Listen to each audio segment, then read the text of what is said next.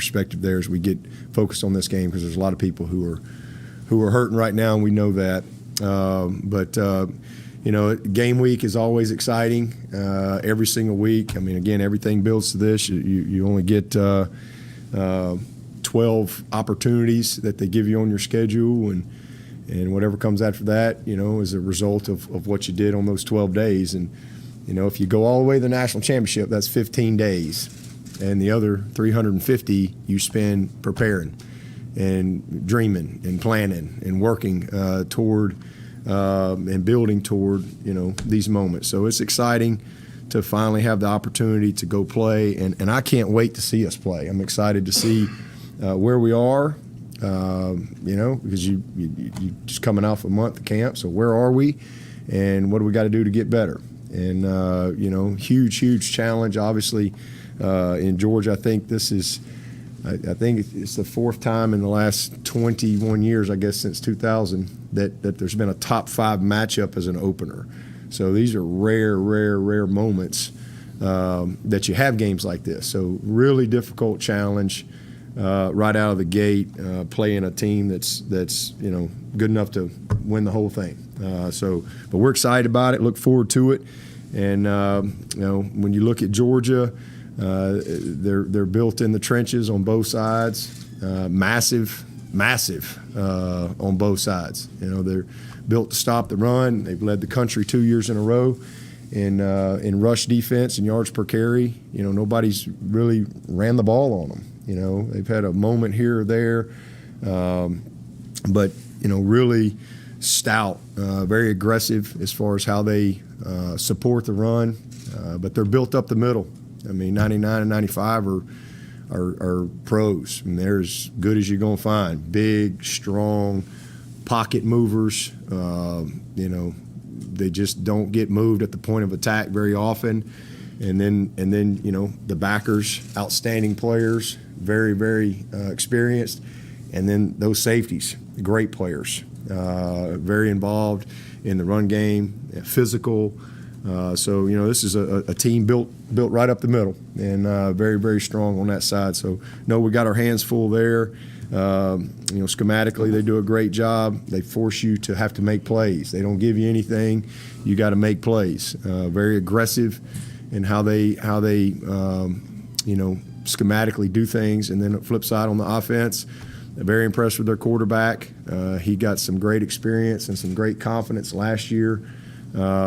With how the season ended for them, made some big plays in some critical moments. Down in you look at the Mississippi State game, late in the season. I mean, they had some tight plays right there, and he made 3 or 4 throws, to get that go-ahead score. They dropped a couple of them, and he just kept battling, kept putting the ball right where it needed to be. So just really impressed with his moxie. You can tell he's a good leader. He's got great arm talent.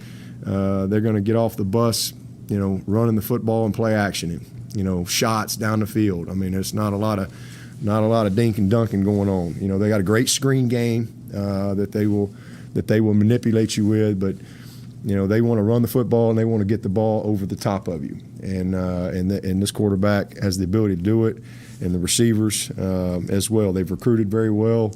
Again, good players all across the board. So a lot of those guys we recognize from recruiting and those type of things. Some of them don't have as much experience, but they're incredibly talented.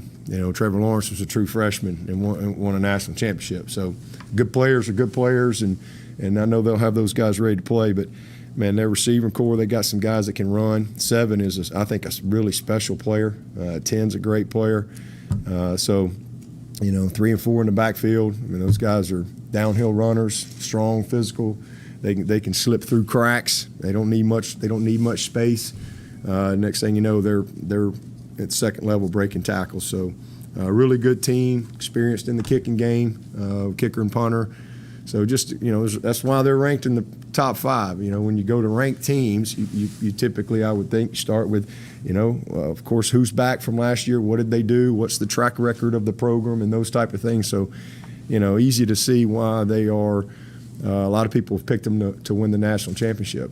Really don't have any weaknesses as a football team, but they're a lot like us in that, this is a tough matchup and there's a lot to learn about your team, because you really haven't tackled in a year outside of 2 days where you've really tackled. And now you got to go out on the field and tackle at an incredibly high level to be successful. And, margin for error in a game like this is very small. So it's a huge challenge, but again, it's exciting. We're looking forward to it. For us, it's just our first goal. It's what it comes down to. I mean, we want to win the opener. That's all we can do. We can't do anything other than win the opener, and it's all we can do. And then we go from there. So we're excited about just getting it going, and watching these guys play somebody else other than the Tigers on the practice field. Health-wise, we're in a good spot, from an injury standpoint, and hopefully that'll continue through the week. We got another, we got a good tough practice today, and we'll get in shells tomorrow, and start dialing it back and really getting them fresh and ready to play Thursday and Friday. And with that, I'll take your questions. I know you kind of touched on it when the series was announced, but given the proximity of the two programs, the history, the tradition of both schools, this is one you would like to see played more often, right? Well, yeah. I mean, it just makes sense. I mean, you're right down the road from each other, and I mean, we've played big opponents for 12 years since I've been the head coach here. That's kind of what we've done, and I mean, we've gone all the way out to A&M. We've gone to Auburn. We've done a couple of kickoff classic type things now. So, I think it brings a lot of excitement to it, and certainly the fans love it. Anytime you play a quality opponent like we've played over the years, but Clemson-Georgia is not just a quality game and quality opponent. There's a tradition there that and a history that I think both sides have a lot of respect for. There's been a lot of unbelievable moments in the Clemson-Georgia game over the years. So I know I remember when I got the job in 08, 09. I mean, people were talking about playing Georgia in 2013. I remember that vividly. We're going to play Georgia. It was like I don't even know if I'm going to be the head coach or alive in 2000. I'm just trying to survive 09, and people are asking me about playing Georgia in 2013. So it's a big deal. It means a lot. Your proximity, fan bases, living on top of each other in both states, Clemson people, Georgia people. So I think that just adds to the excitement. It's what makes college football, fun is rivalries like this. But you got Fred Davis was his coach starter. I know you're going to handle his discipline internally. Just wanted to make sure he will be playing on Saturday. Everybody's available, and I think we're all still kind of living in a COVID world, and that's just kind of how we're going to handle it. Really the same as last year. Regardless of what situation is, we're just going to say who's available and who's not available, and keep moving on. So everybody is available at this point, except for a couple guys that we've talked about from a long-term injury standpoint. In terms of that, do you have internally more of a comfort level proceeding this year in a COVID world because you've done it for a year? Yeah, and there's a vaccine. We've got very few guys on our team who have not been vaccinated, very few, and our staff is vaccinated. So that gives you a whole lot more comfort level. So last year we didn't have that, and it's not that you can't get it, but it's like knowing it's freezing outside and you go out there when you dress properly. You got your toboggan on, you got a heavy jacket and some thermals, and you can still get a cold, but you're at least doing everything you can to protect yourself. And so I feel a lot better about that as far as the odds of getting it as vaccinated. And again, you can get it, and then also the symptoms hopefully not being as severe if somebody does get COVID. So I'm thankful for that. and it shows that it works. So I'm thankful that we have that as an option, and we didn't have that last year, and hopefully we can mitigate more throughout the season and continue to have guys available and ready to play. And then the quarantining, the because of vaccination status and things like that, the protocols, the quarantining, all that stuff. Last year, that was the biggest issue. Was if a guy got COVID, it was the contact tracing and all that. And so we're just in a much different space than we were last year. Everybody is, hopefully. Coach, we got a matchup of two potential Ray Guy Award winners with the punters. In a game like this with two really good defenses, you think field position play a good part? Oh yeah, no question. I mean, it's huge. Game like this, field position, it's going to come down to the simple things: field position, mistakes, turnovers, discipline plays, penalties. Those are critical things, especially in a first game. Again, you haven't played in a long time. You just know there's going to be some mistakes and some adversity along the way. So field position is one of those hidden things within the game that can certainly be an advantage or disadvantage. You mentioned tackling. I think I recall exiting spring, you weren't too happy with it at that time. I'm just curious, 3 weeks of camp, what you saw kind of that. Yeah, we've had a great camp as far as the amount of times that we were able to go live. I thought we tackled really well. Two things that I was really pleased with camp was how we tackled and how we played the ball.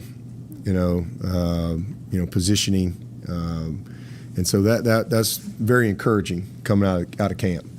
But again, there's a whole different deal when you get to a game, and you're not going against your same people, and live is live regardless of who you're going against, but there's just more of a familiarity when you're going against your own people, and there's no scoreboard.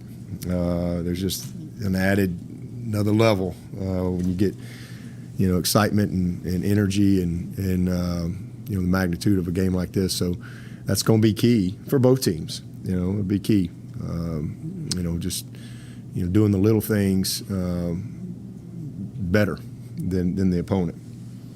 You see Dietrich Pennington listed as the second-team guard going into this week since his late arrival. What have you seen from him to give you the confidence to push him up that far so quickly? Yeah, he's been amazing. I mean, and he missed about a week of camp, so that just goes to show you again. He got behind because he had a little injury he had to battle back from, but he's just a special young talent. I mean, again, you never really know, and especially in this world, because we hadn't seen these guys. I hadn't seen him in, it was, I don't know, a year and a half plus since I had put my eyes on him. And so you just don't really know, where they were. And he shows up in here 338 pounds and lean 338 pounds, and one of the strongest kids in the weight room. I mean, unbelievable how strong he is and how powerful he is. So physically, okay, wow, this guy, as you watch in the summer, he's like physically, he's ready to go. Well, where's he going to be mentally? And man, he really has picked it up well. I mean, he's got just a natural grasp of football. And, a lot of it, I think he played a lot of D-line. In fact, that's originally how we first saw him. He was a D lineman. And wanted to see him as an offensive guy. And he kind of jumped over there and played some offensive line for us in camp. And that's kind of how we got started with him. But I think he's got a bright future.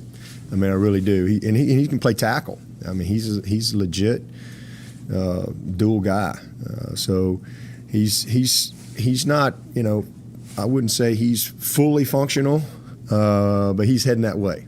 And super excited about his future.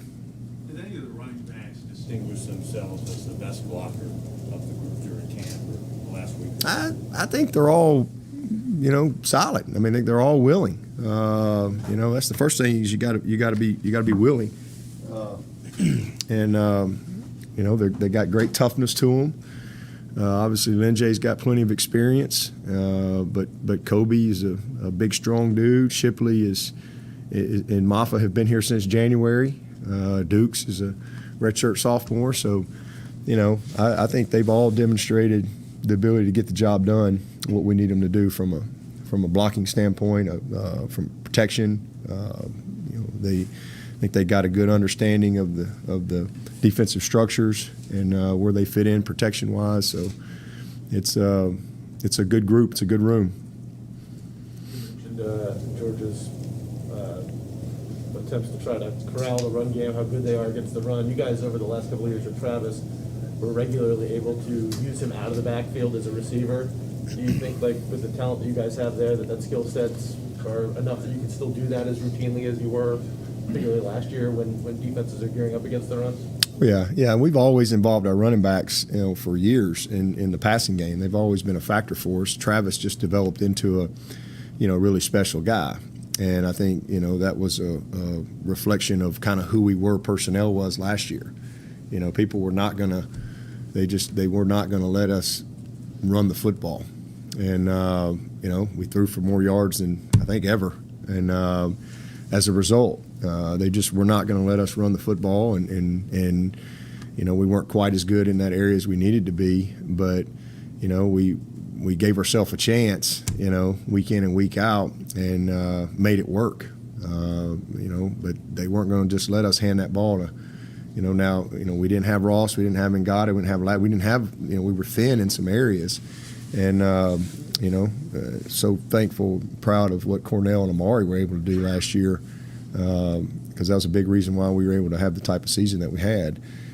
But, hopefully we can be a little bit more of a threat in all areas, down the field, everywhere, to create a little more balance. That's certainly what we want, but, you're always just trying to do what you got to do to win the game. In terms of the running back situation, you had the guy, the past few years. Do you anticipate that position looking maybe a little bit differently, where maybe the carries are balanced? Oh yeah, I think it'll be different. For sure. I think probably more. Like 2018, we played a lot of guys in the backfield. We played a good bit. We had Wayne Gallman, who kind of emerged, as the guy, but we still had a pretty good rotation there. But last year it was, Travis. He was just he became the guy, and was awesome. And again, we weren't going to let people take him out of the game. That's why he, really grew from a passing game standpoint. We found ways to get him the ball, and he was able to show his diversity and how much he had improved. He didn't show up here that way, that's for sure. But man, he worked himself into being a complete player there. And I think we're further ahead at that position as far as the guys there and being dual threat guys. There's not any of them that doesn't catch the ball well. I think they all fit what we need from a scheme standpoint.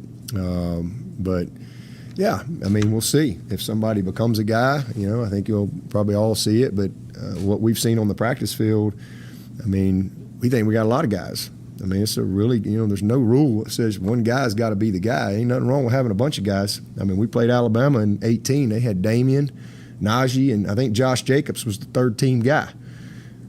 So, they were all guys. And I think that's, I'm not saying these guys are those guys. I'm just saying I think that's kind of where we are. We've got good players, and we've got good young players that are just going to get better.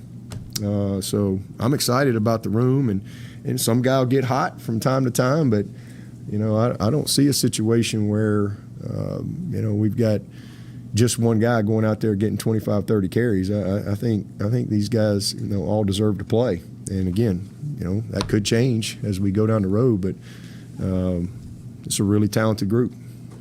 Receiver, did anyone separate behind Justin Ross as far as like the next number 2, number 3 guy going? Justin is kind of in a league of his own, just simply because of where he is developmentally. This guy's played a lot of football, and he came in here elite, and he's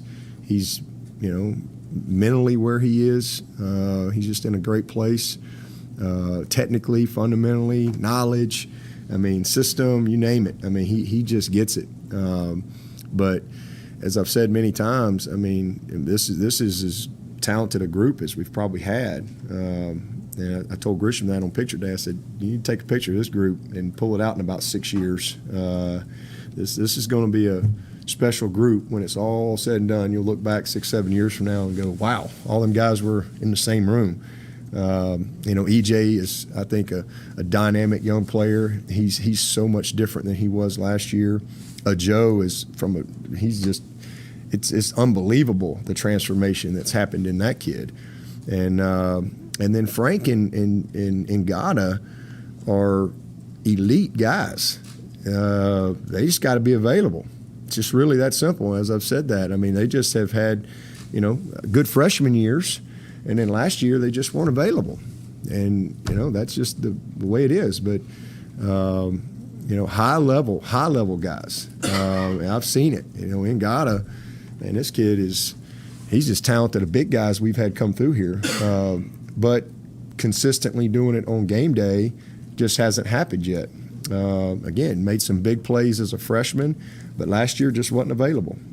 A few snaps here or there, and was hurt. So I'm really excited about what I've seen. I thought he had a great spring, and he's had a really good last 10 days or so.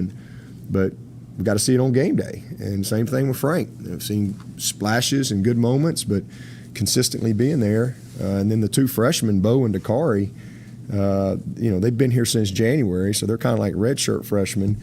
Man, these are really, really talented young players. And so that whole group is going to help us. I mean, it's kind of like our running back room. I mean, I feel great about the depth there. Troy came in. He was hurt, missed a lot of the skills and drills, then hurt first part of camp and got behind. He's a super talented kid, but he's just behind. And, you can only rep so many guys. So, but he's going to be a great player. So it's a really good room. But you'll see a bunch of guys have opportunities, but hopefully, those veteran guys will be able to be who we know they are week in and week out for us.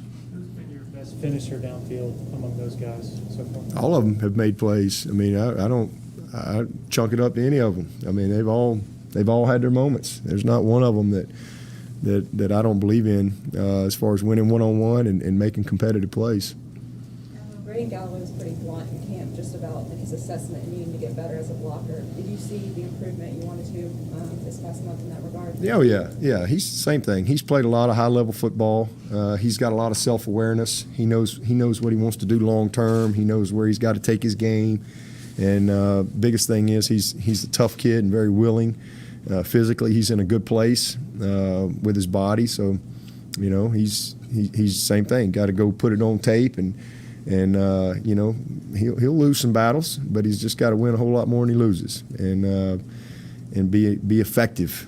We all know what his strengths are, so he's just got to improve in that area, and it's definitely something that he knows because he wants to be a complete player at the position. He really cares about that, and that's what I love about him. Coach, in what areas have you seen the offensive line grow throughout camp to be ready for this high-level matchup? Just more depth. That's probably the biggest thing. More functional guys. Last year, if we'd have been going into this game, we'd have had 5 guys, and we'd have been saying, all right, well, maybe Walker Parks could go in there and play a series in a game like this, right out of the gate. But I think we got more guys that we can put in there in the heat of the battle in a game like this and can function and get the job done for us. So that's the biggest difference for us. We just got more depth. We're still, we got to go play. We got to go get better. And regardless of what happens in this game, we for either team, the one thing I can tell you about this game is both teams are going to get better. Both teams will get better from this game. Somebody's going to win, somebody's going to lose, but both teams are going to improve because again, it's just rare that you get a challenge like this right out of the gate. As we said, it's happened 4 times in 21 years. So this is a big boy football game right out of the gate, and it's fun. So I'm excited to see them on tape and then grow them from that as we go. But I'm proud of what they've done in camp. I like what I think we can turn out to be there, but we got to go play. I mean, that's the only way you're going to get better. Got to go play and do it. Tony was saying yesterday that the center competition could go down to 7:30 p.m. on Saturday. Do you want to have it clarified a little bit earlier than that, or could you play multiple centers during the game? Or how do you I think we definitely could play multiple centers during the game. Probably we'll have to, but the good news is I think we got multiple guys that can go in there and play. But we kind of know what we want to do, but we'll roll somebody out there and get it started, and then we'll go from there. Whether it's on the line, running backs, wide receivers, have you ever had, I guess, this much depth at so many positions, and how good of a problem is that to have when you have so much talent you can work through those different, I guess, lineups? Yeah, well, we're going to all have challenges. I mean, there's going to be injuries. We'll have some injuries or COVID issues or whatever, and everybody will deal with that throughout the year. So it's a blessing to know that we've got a veteran team, and this is one of the oldest teams that I've had, and we got 2 new walk-on kids that came out that are actually, one's a senior and one is a third-year player. So we actually have 70. We have 135 on the team. We have 70 third, fourth, fifth, sixth-year players, and then 65 first and second-year players. So it's one of the older teams that we've had, and so that's exciting because it's created great competition. Number one, with the experience and the talented youth that we have, it's created great leadership, but we have good depth. We don't have great depth at corner, but I like the 6 guys we got. That's good news. All 6 of those guys can, and they're different places, but they're like Nate's the true freshman just getting here, but man, is he going to be a good football player. I mean, so all 6 of those guys will play and have the opportunity to help our team. So that's the one position we don't have a lot of depth, but we've created a little bit of depth because Makuba could play there as well, if we need him. But it's a good group, from a talent standpoint and what I've seen in camp from a functional standpoint. But outside of that, I think we have more depth in the OL, and we've got good depth in the DL, good depth at linebacker. We've got good depth at safety, good depth at receiver, good depth at tight end, good depth at running back. So that's a blessing for us for sure, and hopefully that'll serve us well as we go through the totality of the season. Do you like the fact you're going to have the more accurate assessment of where this team is after week 1, considering the caliber of opponent you're playing? Yeah, I don't think there's any question. Sometimes you play games right out of the gate, and you may not learn as much. May not get as exposed as much, because a game like this, I mean, this is 2 really talented teams, and so where do we need to improve technically? Where do we need to improve fundamentally? Where do we need to improve mentally? Whatever it is, you'll come out of the game with a lot to work on. Whether you win it or lose it, there's going to be a lot to really work on with this team. And at the end of the day, for us, I mean, it's about hitting those goals right there. And we only got a chance to hit one.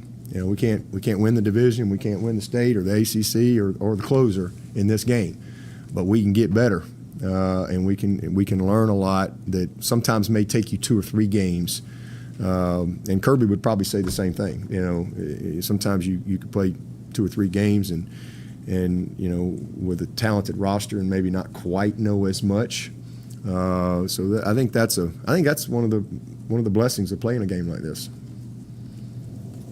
Brent does not strike me as the type of guy who compartmentalizes a loss like the one against Ohio State and has a nice calm off season after that. Do you get the sense that it's a little bit personal for him to show that that was a one-off, that he can go up against a top 5 team like this, and that defense will be everything that it has been before? No, I don't think that at all. You know, Brent, you know, we all move on, and he can compartmentalize. That, you know, may shock you, but he's you know, you move on. I mean, he's been doing this a long time. You have some good days, you have some bad days in this business. That's just the way it is. You move on, and you know, this is one game. This is one of 12, and you know, when it's all said and done, I don't think you can judge either team based on one game.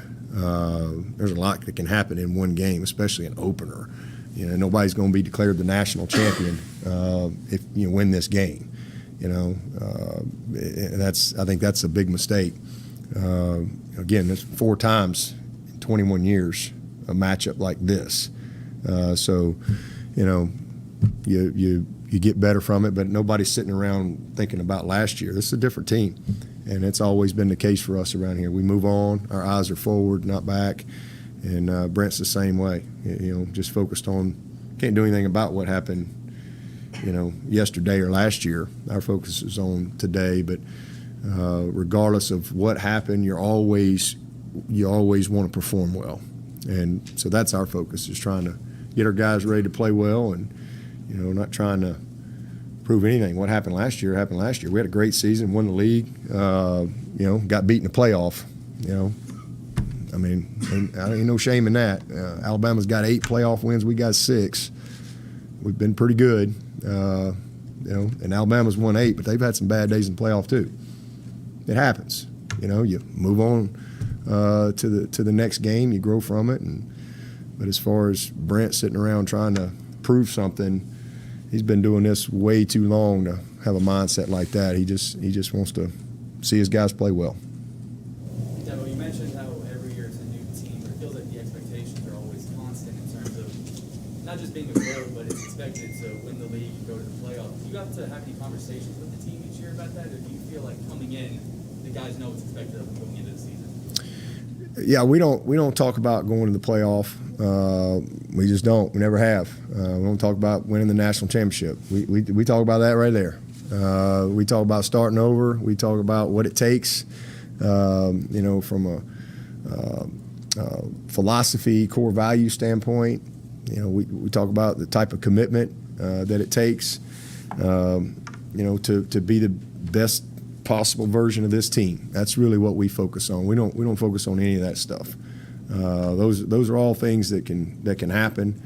Our focus is on just showing up every week, having great weeks of practice, great preparation, and putting everything we can into whatever game we're playing.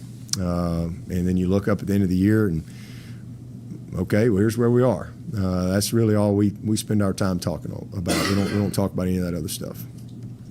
Any thoughts on seeing Will Muschamp again, just in a different color outfit? No, I mean, you know, I'm excited for him, happy that he was able to you know, land at a great place like Georgia, obviously. Great program, great school, his alma mater.